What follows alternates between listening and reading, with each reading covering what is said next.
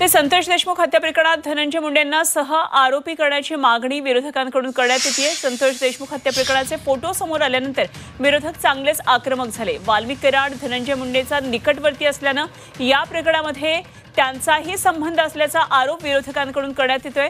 दरम्यान या प्रकरणात धनंजय मुंडेंना थेट आरोपी करा अशी मागणी संजय राऊत यांनी केली।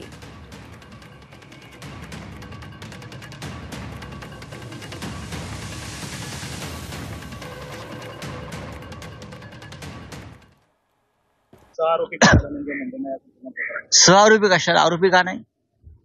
सहआरोपी हा प्रकार असतो का? सहआरोपी म्हणजे आरोपीच।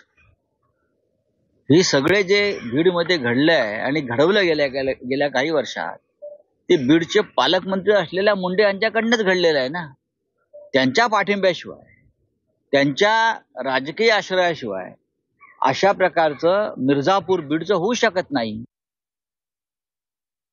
अतिरिक्त चार्जशीट त्याच्यामध्ये झाली पाहिजे या प्रकरणामध्ये, आणि जे ह्याच्यामध्ये दिसून येतात आहेत पोलीस याच्यामध्ये तपासामध्ये, मग त्याच्यात धनंजय मुंडे का असेना त्यांच्यावर सुद्धा अशा पद्धतीने तो गुन्हा दाखल झाला पाहिजे आणि फास्ट ट्रॅक कोर्ट मध्ये हा गुन्हा चालून या सगळ्यांना फाशी झाली पाहिजे अशी आम्ही मागणी सर्वांच्या वतीने करत आहोत। सगळा चौकशीचा भाग आहे। या चौकशीमध्ये जर असं काही घडलं असेल तर निश्चित त्याची चौकशी ती केली जाईल आणि त्या चौकशीमध्ये निष्पन्न झालं तर मग न्यायालयाच्या किंवा पोलिसांच्या तपासामध्ये जर आलं तर ते सुद्धा आरोपी होऊ शकते।